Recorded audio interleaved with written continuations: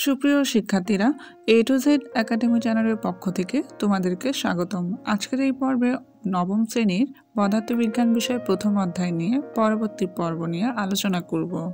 আমরা এই পর্বে পদার্থবিজ্ঞানের ক্রমবিকাশ সম্পর্কে জানব। পদার্থবিজ্ঞান কিভাবে আদি পর্ব থেকে বর্তমান যুগ পর্যন্ত এসেছে এবং কোন কোন বিজ্ঞানের অবদান ছিল সেগুলো আমরা জানব।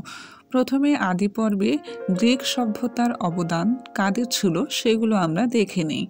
প্রথম বিজ্ঞানী থ্যালিস, তিনি সূর্যগ্রহণের ভবিষ্যৎবাণী করেছিলেন এবং লোডস্টোনের চৌম্বক ধর্ম সম্পর্কে জানতেন। পিথাগোরাস জ্যামিতি ও কম্পমান তার ইত্যাদির উপর মৌলিক কাজ করেছিলেন। ডেমোক্রিটাস প্রথম ধারণা দেন পদার্থের অবিভাজ্য একক আছে যার নাম দেওয়া হয়েছিল অ্যাটম।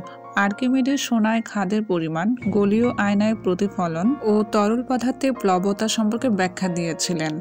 এরপর আরিস্টার্কাস সূর্যকেন্দ্রিক সৌরজগতের ধারণা দিয়েছিলেন। সেলেউকাস যুক্তিতর্ক দিয়ে সেই ধারণাটি প্রমাণ করেছিলেন। অ্যারিস্টটল মাটি, পানি, বাতাস ও আগুন দিয়ে সবকিছু তৈরি সংবাদ দিয়েছেন। ইরাটোস্থিনিস পৃথিবীর ব্যাসার্ধ নির্ণয় করেন। এরপর আমরা জানব আদি পর্বে ভারতীয় সভ্যতার অবদান। আর্যভট্ট শূন্যকে সঠিক অর্থে ব্যবহার করেন। অন্যান্য বিজ্ঞানীরা ব্রহ্মগুপ্ত, ভাস্করাচার্য জ্যামিতি ও জ্যোতির্বিদ্যায় অবদান রেখেছিলেন। এখন আমরা জানব আদি পর্বে মুসলিম সভ্যতার অবদান। আল খোয়ারিজমি তার লেখা আল জাবির বই থেকে বর্তমান অ্যালজাবরা নামটি এসেছে। ইবনে আল হাইয়াম আলোক বিজ্ঞানের স্থপতি নামেই পরিচিত।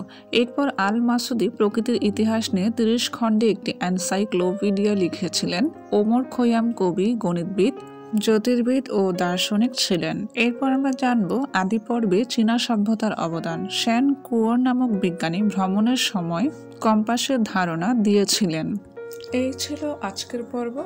পরবর্তী ভিডিওগুলো পেতে আমাদের চ্যানেলটি সাবস্ক্রাইব করুন। ধন্যবাদ।